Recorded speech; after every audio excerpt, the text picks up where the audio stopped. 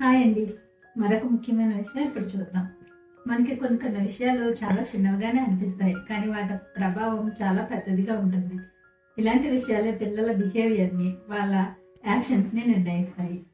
మనం ఎప్పుడూ కూడా పిల్లలకి ఒక విషయం చెప్పామంటే ఇంట్లో ఎంతమంది ఉంటారో వాళ్ళందరూ కూడా ఒకే మాటపై ఉండాలి. వాళ్ళకి మంచి బిహేవియర్ మనం నేర్పించాలి అనుకుంటే నువ్వెలా ఉండాలి, ఇలా ఉంటే నీకు ఈ విధమైన వాతావరణం ఉంటుంది. ఈ విధంగా నీకు కావాల్సినవి వస్తుంటాయి. మేము ప్రశంసిస్తాము అనే విషయం వాళ్ళకి మన బిహేవియర్ ద్వారా తెలిసేలా చేయాలి. వాళ్ళు మాటల కంటే మన యాక్షన్స్‌ని ఎక్కువగా తీసుకుంటారు.